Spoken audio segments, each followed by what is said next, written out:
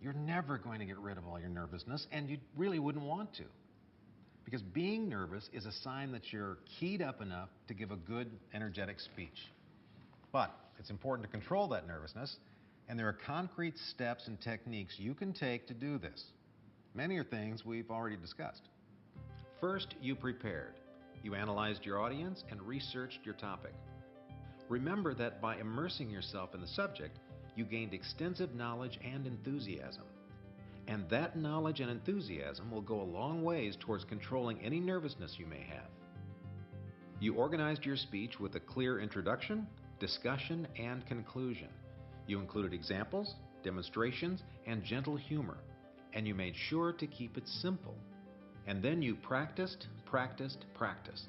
Because the better you know your presentation, the more you will be able to just be in the moment and forget any feelings of nervousness. So, it's preparation that is the ultimate answer to combating nervousness. Now, if you're going to be in a situation like Jane, where there's a chance of a question from the audience, then you should prepare yourself for that. It's a good idea to rehearse answers to most difficult questions that you might be asked. Now, Jane, for example, what are some of the questions you might be asked? Oh, there's a lot, like, what could I have done to foresee these problems, or who was primarily responsible for this inadequate training? Okay, so make sure that before you give your presentation, you'll know exactly how you will answer those questions. It'll be one less thing to be nervous about. Sounds good. Well, good luck to all of you as you prepare to deliver your presentations. Now comes the fun part, actually delivering your talk. Now remember that you may not be perfect your first time out, but no one is. It's experience that molds you into an effective speaker. So look for opportunities to practice speaking in public. Ask questions at meetings or volunteer to speak at a local group who could benefit from what you have to say. And I want to leave you with one final technique that you can use as the time draws near. I want each and every one of you to visualize yourself being successful. As you continue to practice, think positively about the upcoming experience.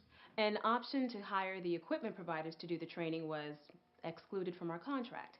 And it was estimated that it would cost less to provide the training ourselves. Be sure to picture the room and all the people who will attend. The more detail you can add, the better. Then imagine yourself feeling confident and calm. The day of your speech, if you can, get to the venue early. Become comfortable with the setting. Welcome. Picture the audience.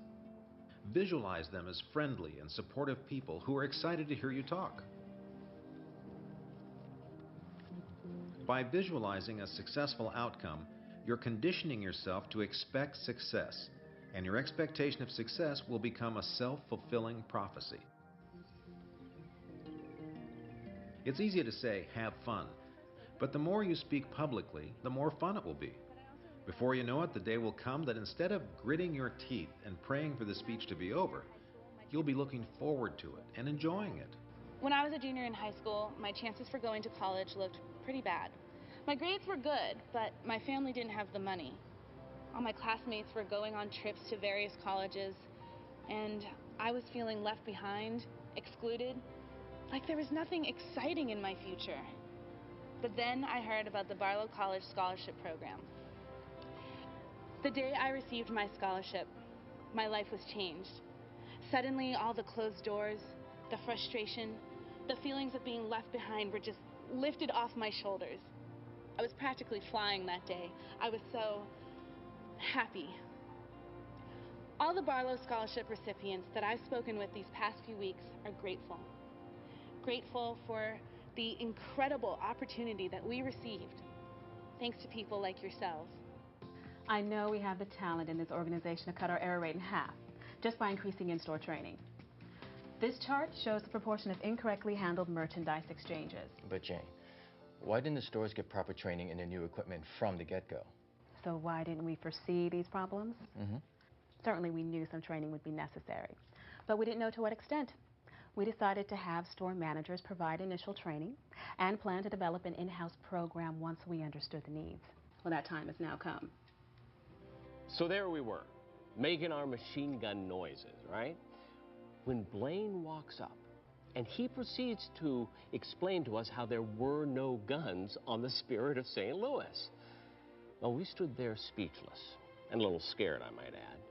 But the next thing we know, Blaine is down on his hands and knees, and he's pointing out how the wheels on Lindbergh's plane weren't nearly as advanced as the wheels on our bikes. Oh, we were amazed. I mean, here was someone important who was taking the time for a couple of scruffy-looking kids. He treated us like we mattered. I've never forgotten that day.